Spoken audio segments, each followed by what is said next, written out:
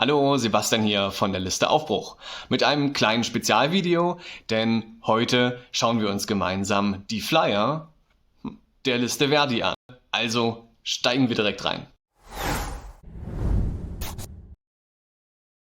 Ja, keine Sorge, ich werde jetzt den Flyer natürlich nicht einfach 1:1 vorlesen, lesen könnt ihr natürlich selbst, sondern ich werde gezielt auf ein paar Punkte eingehen, die ich kommentierenswert halte und dazu meine persönliche Meinung sagen. Ein Flyer, der sollte ja immer so eine Kernbotschaft widerspiegeln und in sich geschlossen sein. Für mich das beste Beispiel, wenn man den Flyer aufklappt, in der Mitte zu lesen, Schluss mit leeren Phrasen. Und das ist tatsächlich ein bisschen unfreiwillig komisch, wenn man diesen Flyer von oben bis unten durchliest. Man findet wirklich haufenweise leere Phrasen in diesem Flyer. Unsere Strategie für deine Zukunft. Okay. Ehrlichkeit ist wichtig. Immer nur meckern ist einfach.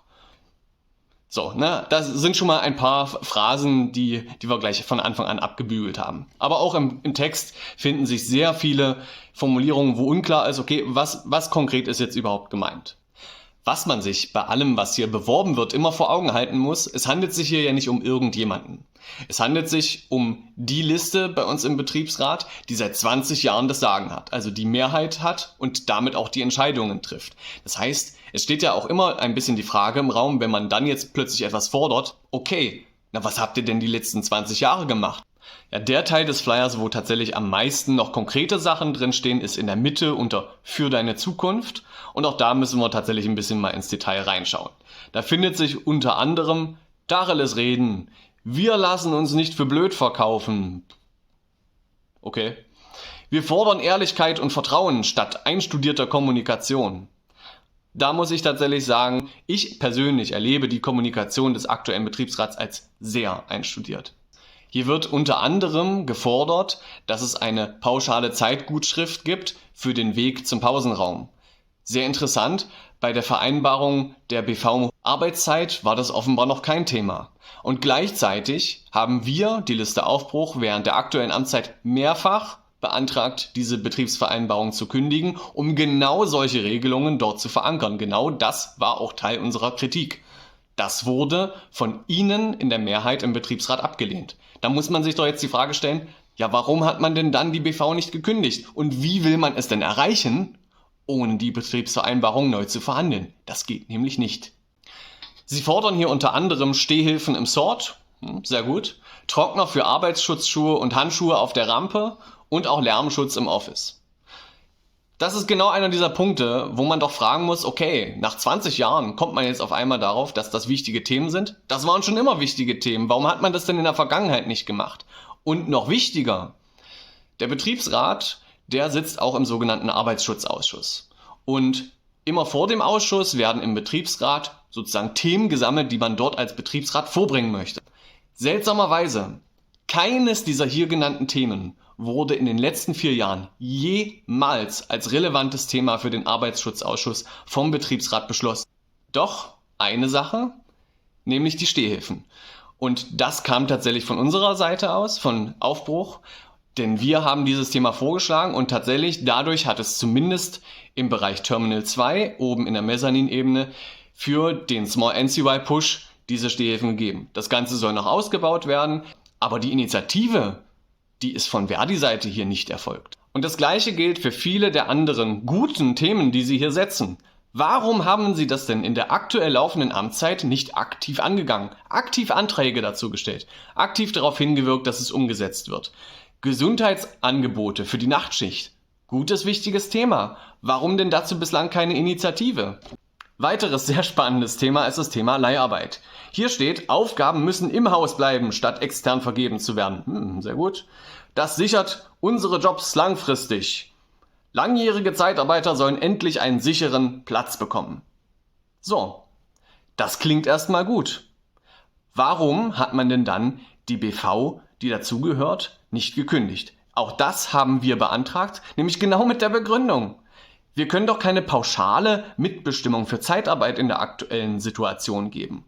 Und aus zwei Gründen nicht. Erstens, weil das dazu führt, dass unsere lokalen Jobs gefährdet sind, wenn dort pauschal eine bestimmte Menge von Zeitarbeitern und Leiharbeitern eingestellt werden kann. Und Nummer zwei, wird das ja auch nicht dazu führen, dass der Arbeitgeber die übernimmt, weil er im Zweifelsfall den einen wegschickt und den nächsten reinholt. Das heißt, die Kündigung der BV-Zeitarbeit ist doch genau das Mittel, um dies zu erreichen, was man hier wirbt. Warum hat man das denn bislang nicht gemacht, sondern unseren Antrag abgelehnt? Und spätestens an dem Punkt kommen wir doch zu etwas ganz anderem, nämlich dem, was sich oben rechts findet.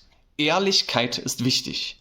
Und da kann ich nur sagen, mit diesen Punkten zu werben, aber in der aktuellen Amtszeit erstens keinerlei Anträge dazu gestellt zu haben und Nummer zwei, unsere Anträge zu Teilen dieser Themen abgelehnt zu haben, das spricht für mich nicht für Ehrlichkeit, sondern eher dafür, dass man hier mit Themen wirbt, wo alle sagen würden, jawohl, das muss endlich mal angegangen werden, aber doch dann keine Antwort liefert, warum hat man es denn bislang nicht gemacht?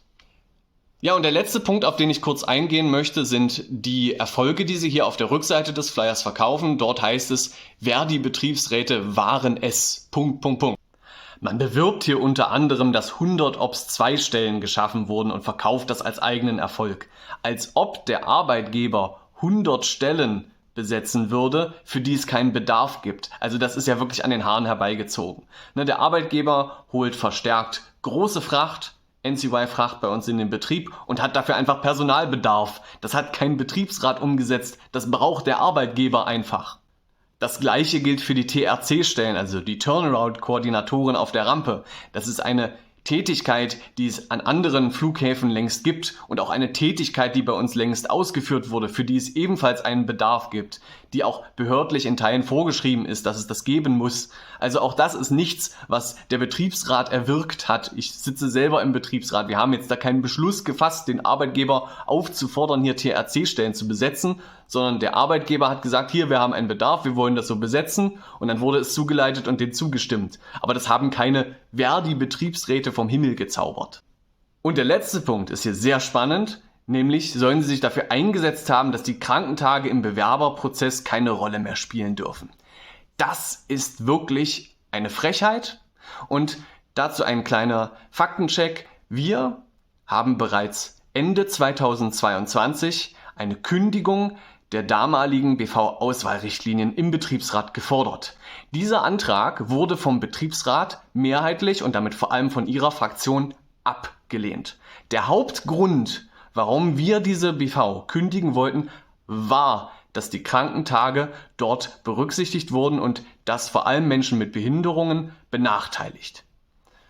Der Arbeitgeber hat, nachdem wir das Ganze an Compliance gemeldet haben und gesagt haben, das ist eine Ungleichbehandlung von Menschen mit chronischen Erkrankungen, das ist ein Riesenskandal, hat der Arbeitgeber selber diese Betriebsvereinbarung gekündigt und auch in der Verhandlung selber gesagt, dass er von sich aus vorhat, die Krankentage aus dem Bewerberprozess zu streichen. Das wissen natürlich auch die Verdi-Betriebsräte, dass das so ist, aber verkaufen es trotzdem als eigenen Erfolg. Das ist wirklich dreist. Und ich möchte nochmal drauf zurückkommen. Es heißt hier, Ehrlichkeit ist wichtig.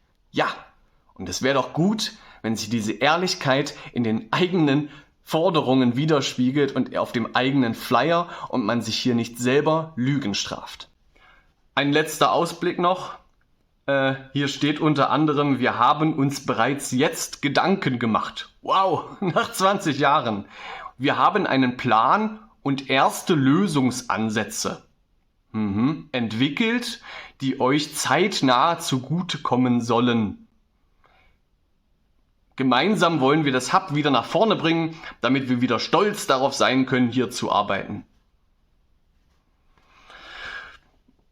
Ja, Schluss mit leeren Phrasen, würde ich mal sagen. Und dafür ist es wirklich höchste Zeit. Aber dafür, dass wirklich Schluss mit leeren Phrasen ist, dafür, dass wirklich Ehrlichkeit wichtig ist, da braucht es im Betriebsrat eine wirkliche Veränderung. Und diese gibt es leider nur mit uns, mit der Liste Aufbruch.